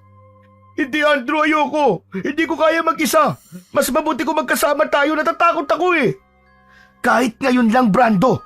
Kahit sa pagkakataon lang na to, ay magpakita ka naman ng kahit konting tapang. Lagi ka na lang takot. Lagi ka na lang umaatras. Kung gusto mo mabuhay, Sumunod ka na lang sa sinasabi ko! Hindi na nagsalita si Brando sa sinabi ni Andrew. Alam ni Andrew na tinamaan ito sa mga sinabi niya. Huminga ng malalim si Andrew at tumalikod na kay Brando. Inisip niya na kontrolado pa rin niya ang sitwasyon kahit sa loob niya ay ramdam niya ang matinding kaba. Maraan at pakapaka pa siyang naglakad papunta sa hagdan. Sa wakas, naramdaman na ni Andrew ang unang baitang ng hagdan gamit ang kanyang sapatos. Dahan-dahan niyang iniangat yun. Mahigpit ang hawak niya sa shotgun habang ang pawis ay tumutulo sa kanyang noo. Maraan ang bawat hakbang ni Andrew habang inaakyat niya ang hagdan. Pagdating niya sa itaas, hinanap niya ang mga switch ng ilaw gamit ang kanyang kamay. Kinapa niya ang dingding hanggang sa nahawakan niya ang isang switch. Agad niya yung pinindot, ngunit nanatiling madilim ang paligid. Pinindot niya yon ng paulit-ulit pero walang nangyari. Walang hiya ka, Buhawi! Talagang pinatay mo pa ang main switch! Napapikit si Andrew sandali at kinalma niya ang kanyang sarili. Wala na siyang nagawa kundi ang sanayin ang sarili sa dilim at gamitin ang kanyang pandama upang mabuhay. Tahimik siyang nagpatuloy sa paglalakad sa pasilyo. Habang naglalakad siya, ay napahinto siya nang marinig niya ang mabibigat na yabag sa kanyang unahan. Ang yabag ay mabilis na palapit sa kanyang kinatatayuan. Agad na itinutok ni Andrew ang shotgun sa unahan at nagpakawala siya ng isang putok. Sandaling nagkaroon ng konti at mabilis na liwanag nang kalabitin niya ang gatilyo at sandali niyang nakita si Mang Buhawi na pasugod sa kanya. Bago pa man makakilos si Andrew, ay naramdaman niya ang matatalas na kuko ni Mang Buhawi na bumaon sa balikat niya. Napasigaw siya nang dahil sa sakit. Hayop ka! Bitiwan mo ako! Papatayin kita!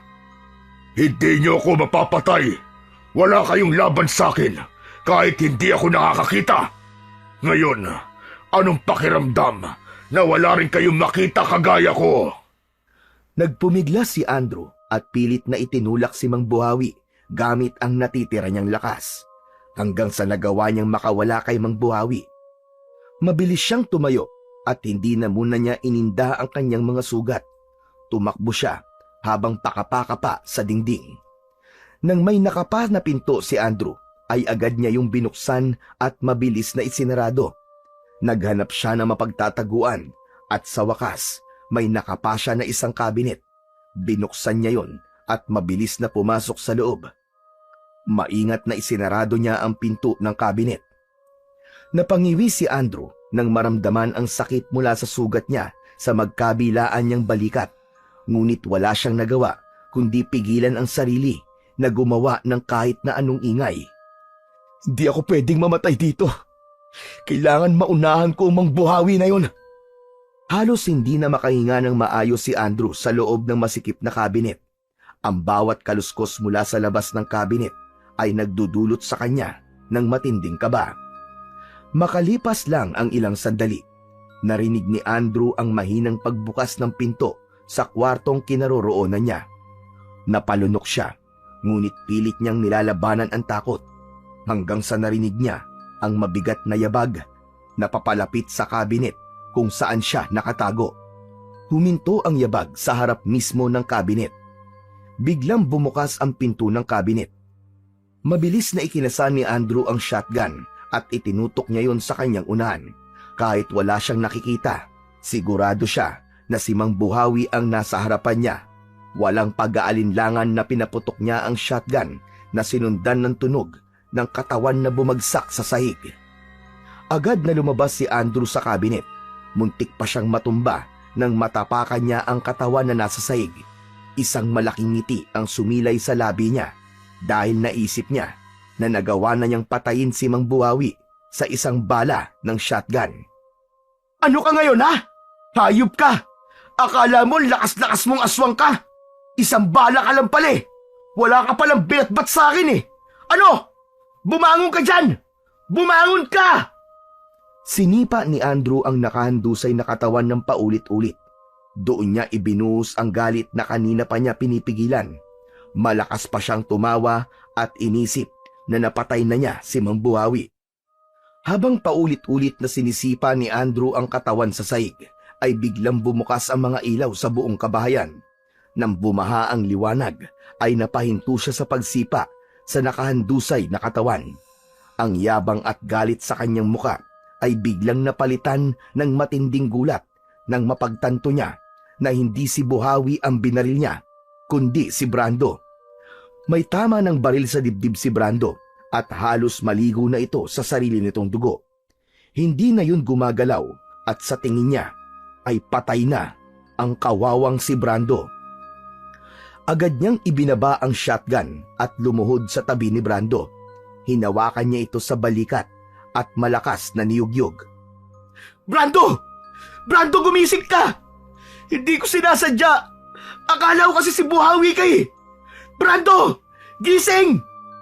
Hindi na gumalaw ang katawan ni Brando at hindi na rin ito humihinga. "Huwag ka magbiro ng ganyan, Brando! Gumising ka! Ano ba kasing ginagawa mo rito? Hindi ba sabi ko sa iyo sa baba ka lang?" Napuno ng galit at puot ang mukha ni Andrew. Isang napakalakas na sigaw ang pinakawalan niya. Halos mabaliw na siya ng mga oras na yon. Aminado siya na sinabi niya kay Brando na kayang-kaya niya itong patayin. Pero ang totoo ay hindi siya seryoso sa bagay na yon. Kaibigan niya pa rin si Brando. Gusto lang niya itong takutin upang hindi sila nito iwanan ni Tomas. Umangat ang mukha ni Andrew nang pumasok si Mang Buhawi sa kwartong yon. Huminto ito sa bungad ng pintuan. Nasaan yung aswang pa rin si Mang Buhawi. Tumawa ito ng malakas na parang nanunuya sa nangyari. Ano, Andrew? Mag-isa ka na lang ngayon. Nasaan na ang yabang at tapang mo? Dinampot ni Andrew ang shotgun. Mabilis siyang tumayo at itinutok niya ang shotgun kay Mang Buhawi. "Magbabayad ka, demonyo ka! Papatayin kita para kay Brando at Tomas! Pinatay mo sila!" Aminado ko na ako ang pumatay kay Tomas. Pero kay Brando, ikaw ang pumatay sa kanya, hunghang. Huwag mong lukuhin ang sarili mo. "Hindi! Ikaw pa rin ang pumatay kay Brando! Ikaw ang gumawa ng paraan para mapatay ko siya!" Kahit anong sabihin mo, ikaw pa rin ang pumatay sa kaibigan mo. Pero anong pakiramdam na ikaw mismo ang pumatay sa kaibigan mo? Dahil sa labis na galit, ay hindi na napigilan ni Andrew ang sarili. Ikinasa niya ang shotgun at pinaputukan si Buhawi. Bahagyang napaatras si Buhawi nang tumama ang bala sa balikat nito. Ngunit sa kabila nun ay nagawa pa rin ngumiti ni Buhawi. Nagkukumahog na muling kinasan ni Andrew ang shotgun. Ngunit nang kalabitin niya ang gatilyo ay hindi na yon pumutok. Ilang beses niyang kinalabit ang gatilyo pero hindi na yon pumutok pa. Doon niya napagtanto na naubusan na siya ng bala. Huwag mo nang pilitin, Andrew. Wala ka ng bala. Mas lalo ka tuloy na wala ng laban sa akin. Para maging patas, hahayaan nating bukas ang mga ilaw. Pero kahit na nakikita mo na ako, hindi mo pa rin ako mapapatay. Dahil kahit anong gawin mo, ay naririnig ko ang bawat kilos at galaw mo. Ramdam ko ang bawat takbang mo. At kahit ang paghinga mo, ay naririnig ko. Nanatili si Andrew sa kinatatayuan niya, habang si Buhawi naman ay marahang naglakad papalapit sa kanya. May malaki itong ngiti na para bang aliw na aliw ito sa takot na nakikita nito sa muka ni Andrew. Nagsimula nang maglakad si Buhawi palapit kay Andrew. Ramdam ni Andrew ang malamig na pawis na tumutulo sa kanyang noo. Ngunit pilit niyang ikinukubli ang kanyang takot sa pamamagitan ng galit. Alam niyang wala ng bala ang shotgun niya, kaya agad niya itong itinapon sa sahig. Mabilis niyang dinampot ang baril na nasa kamay ni Brando at agad niyang pinaputukan ng 2 beses si Buhawi. Tumama ang mga bala sa tiyan ni Mang Buhawi. Bahagya itong napaatras at huminto sa paglalakad. Napangiti si Andrew at malakas na tumawa. "O ano ha? Nasaan ang bilis mo, Buhawi? Nangihina ka na ba? Sa bagay, matanda ka na kasi!" Ngunit ang ngiti ni Andrew ay mabilis na napawi nang makita niyang mas lalo lang nagalit si Buhawi. Sa halip na manghina ay mas naging mabagsik ang anyo nito. Parang wala lang dito ang mga tama ng bala sa katawan nito. Biglang sumugod ng mabilis si Buhawi kay Andrew. Agad na pinaputok ni Andrew ang baril, ngunit wala na rin yung bala. Nang makalapit si Buhawi sa kanya, ay sinubukan niyang ipukpok ang baril sa mukha nito. Ngunit mabilis na nahawakan ni Buhawi ang kamay niya. Sa isang iglap, sinakmal siya nito sa balikat. Napasigaw si Andrew sa labis na sakit nang maramdaman niya ang matutulis na ngipin ni Buhawi na bumaon sa kanyang laman. Pero hindi pa rin pinanghinaan ng loob si Andrew. Ipinasok niya ang daliri niya sa sugat sa tiyan ni Buhawi. Malakas na sumigaw si Buhawi at nabitiwan nito si Andrew. Napaluhod si Buhawi habang hawak ang sugat sa tiyan. Sinamantala ni Andrew ang pagkakataon na yon. Mabilis siyang tumakbo papunta sa nakabukas na pinto ng kwarto upang tumakas. Ngunit bago pa siya makalabas ay naramdaman niya ang kamay ni Buhawi sa braso niya. Hinila siya ni Buhawi pabalik at malakas siya nitong ibinilibag sa sahig. Sa lakas ng pagkakahampas ni Andrew sa sahig ay halos mawala na siya ng malay. Pinilit niyang tumayo, ngunit hindi niya na magawa. Lumapit si Buhawi kay Andrew at huminto ito sa tabi niya. Patayin mo na ako! Yun naman ang gusto mo, di ba? Gawin mo na! Patayin mo na ako! Hindi pa kita papatayin, Andrew. Paglalaruan at pahihirapan mo na kita. Sa kabila ng sitwasyon ni Andrew ay hindi pa rin siya pinanghinaan ng loob. Iginala niya ang mata niya sa paligid upang maghanap ng bagay na maaari niyang gamitin upang labanan si Buhawi. Napansin niya ang isang nakabukas na lampshade malapit sa kanya. Inipon ni Andrew ang natitira niyang lakas at tumayo siya. Inalis niya ang takip ng lampshade at binasag niya sa dingding ang bombilya nun. Buong lakas niyang itinarak ang dulo ng lampshade sa sugat ni Buhawi sa tiyan. Nangisay si Buhawi nang dumaloy sa buong katawan nito ang kuryente. Ilang sandali pa ay bumagsak si Buhawi sa sahig at nawalan ito ng malay. Halos hindi makapaniwala si Andrew na nagawa niyang mapabagsak si Buhawi sa pangalawang pagkakataon. Hindi na siya nag-aksaya ng oras. Agad siyang naghanap ng maaari niyang magamit upang itali si Buhawi. Sa isa sa mga drawer ay nakakita siya ng makapal na lubid. Agad niyang ginamit ang lubid upang itali ng mahigpit ang buong katawan ni Buhawi. Tinalian niya ang mga kamay, paa at maging ang leeg nito. Matapos yon ay naisipan ni Andrew na umalis na, ngunit naalala niya na nung sinubukan ni Brando na buksan ang main door ay hindi nito yon nabuksan. Naisip niya na merong susi para doon. Nagmamadaling lumabas ng kwartong yon si Andrew at inisa-isa niya ang mga kwarto sa second floor. Nang makarating siya sa isang kwarto na halatang silid tulugan ni Buhawi, ay agad niyang napansin ang isang susi na nakapatong sa ibabaw ng isang drawer. Kinuha niya yon at nagdasal siya na sana ay yun na ang susi sa main door. Pero nang palabas na siya sa silid na yon, ay bigla siyang huminto. Isang ideya ang sumagi sa isip niya na baka may iba pang bagay na mahalaga sa kwarto ni Buhawi na maaari niyang mapakinabangan. Sinimulan niyang buksan ang iba pang mga drawer. Napangiti ng malaki si Andrew. Nang isa sa mga drawer ay nakita niya ang maraming bungkus ng pera at mga alahas. Kumuha siya ng punda ng unan at doon niya inilagay ang mga pera at alahas. Matapos yun ay lumabas na siya ng silid na yon, dala ang punda ng unan at ang susi. Pero nang naglalakad na siya pababa ng hagdan ay natigilan siya nang may narinig siyang mahihinang pagkatok mula sa main door sa ibaba. Mabilis siyang bumaba at inilapag ang punda sa sopa. Huminga siya ng malalim. Inayos niya ang kanyang buhok at damit bago niya ginamit ang susi para buksan ang pinto. Sa pagbukas ni Andrew ng pinto ay tumambad sa kanya ang isang matandang babae. "Sino po kayo? Ano pong kailangan nyo?" Ako si Charito. Abay, kapitbahay ako ni Buhawi. Diyan lamang ako nakatira sa bahay sa tapat. Natigilan si Andrew. Bigla siyang kinabahan. Ang buong akala niya kasi ay makakaalis na siya sa bahay na yon, ngunit mukhang meron pang magiging balakid sa pagtakas niya. At ikaw, abay sino ka naman? Nasaan si Buhawi? Pamangkin ako ni Tito Buhawi. Anak ako ng panganay niyang kapatid. Narito ako para bisitahin siya. Alam niyo na, matanda na po si Tito tapos bulag pa. Nasa kwarto po siya. Natutulog na. Ano po bang kailangan niyo? Sa akin niyo na lang po sabihin at ako na po magsasabi sa kanya kapag nagising na siya.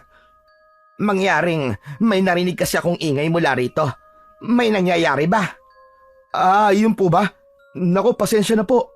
May inaayos lang po ako dito sa bahay ni Tito Buhawi. Pasensya na po kung maingay. Ganun ba? Akala ko kasi ay kung ano na. Opo. Sige po. Itutuloy ko na po yung ginagawa ko. Pasensya na po ulit. Ngumiti si Charito ng matipid. Tumalikod na ito. Ngunit hindi pa man nakakalayo si Charito, ay bigla itong huminto. Humarap itong muli kay Andrew. Bakit po? Alam kong nagsisinungaling ka. Ano po ba sinasabi nyo? Alam ko na walang kapatid si Buhawi.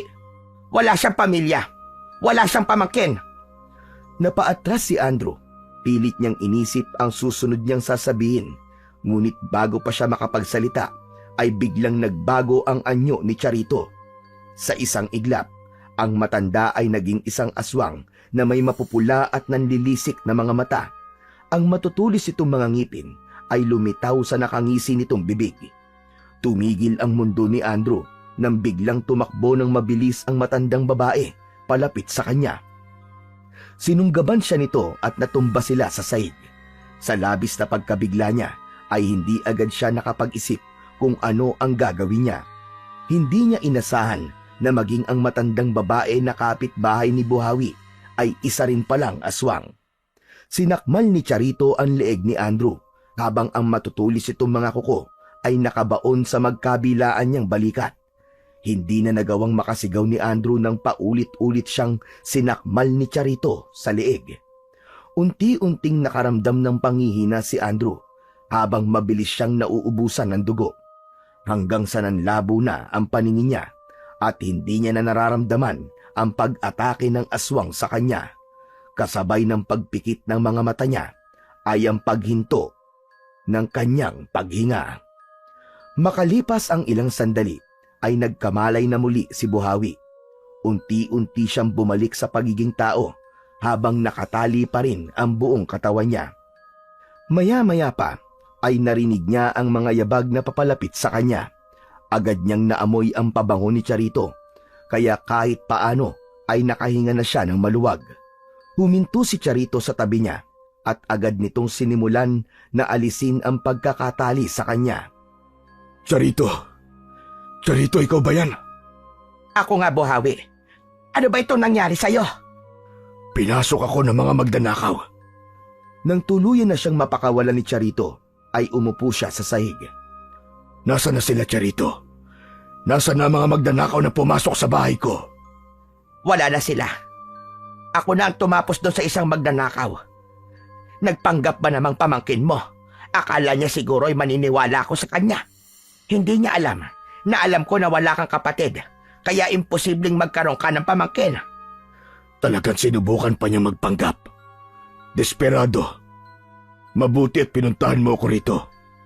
Mangyaring narinig ko kasi ang ingay sa bahay mo, kaya agad akong pumunta rito. Kinakatok kong pinto at yung isang magnanakaw ang nagbukas. Nanlaban. Kaya ginawa ko ang dapat kong gawin. Abay, hindi niya nalalaman na nung kabataan ko ay magaling ako sa taekwondo. Salamat, Charito. Kung hindi ka dumating, ay baka nakatakas na yung magdanakaw at hindi na ako makawala rito. Ay wala yon. Hindi ko rin naman hahayaan na may gumulo sa tahimik na buhay natin dito. Alam ko rin na malakas ka, pero minsan, kailangan mo rin ng tulong, Buhawi. Sino pa ba magtutulungan? Di tayo dalawa magkapit bahay lang. Tahimik na tumango si Buhawi. Sa kabila ng lahat, alam niyang ang gabing yun ay isang paalala na kahit gaano pa siya kalakas, ay hindi siya palaging ligtas mula sa mga panganib ng mundo. Nang sandaling yon ay napagdesisyonan ni Buhawi at Charito na itago ang bangkay ng mga magnanakaw. Sinabi ni Buhawi kay Charito na maaari nilang ilibing ang mga magnanakaw sa basement niya. Nagtungo sila roon, dala ang piko at pala. Gamit ang piko ay sinira ni Buhawi ang sementong sahig ng basement at saka siya naghukay ng malalim. Isa-isa nilang inihulog sa hukay ang katawan ng 3 magnanakaw at tinabunan yon ng lupa. Ay, sa wakas, tapos na rin. Sementohin na lang natin ito sa ibang araw. Charito, mangako ka sa akin na dadalhin natin ang sikreto na to hanggang sa huling hininga natin. Nangangako ako, Buhawi. Walang makakaalam ng nangyari dito sa bahay mo. Dadalhin ko ito sa hukay. Pinapangako ko yan sa'yo. Itaga mo sa bato. Maraming salamat, Charito. Napakalaki na ng utang na loob ko sa'yo. Matapos yon ay umalis na ang dalawa sa basement. Pinagtulungan nilang linisin ang buong bahay ni Buhawi. Hindi sila nag-iwan ng bakas ng nangyaring kaguluhan doon. Makalipas ang ilang araw, unti-unting bumalik sa normal ang buhay ni Buhawi. Mas naging madalas ang pagdalaw ni Charito sa kanyang bahay at natutunan niyang tanggapin ang presensya ng kapitbahay niya sa kanyang pamamahay. Ngunit nanatili pa rin sa isipan ni Buhawi ang tanong na paano napatay ni Charito si Andrew, pero hindi niya na tinanong pa si Charito tungkol sa bagay na yon dahil naniniwala siya na may mga bagay na mas mabuting hindi niya nalalaman. Isang umaga, dumating si Elizabeth sa bahay ni Buhawi upang maglinis. Agad na naramdaman ni Buhawi ang lungkot sa presensya ni Elizabeth. Sinabi ni Elizabeth na nawawala ang anak nitong si Brando kasama ang 2 nitong kaibigan. Ayon kay Elizabeth, malakas ang kutob na naglayas ang 3. Hindi na sumagot si Buhawi at nanatiling tahimik habang nakikinig kay Elizabeth. Sa likod ng kanyang isipan, alam niya kung nasaan ang katawan ni Brando na nililinisan pa nga ni Elizabeth ang lugar na yon, kasama ang mga kaibigan nito. Ngunit wala siyang naramdamang pagsisisi. Alam niyang ginawa niya ang tama dahil walang mali na ipagtanggol ang sarili. At kung mangyayari ulit yon, ay wala siyang pagdadalawang isip na gagawin niya ulit ang ginawa niya kina Andrew, Tomas at Brando.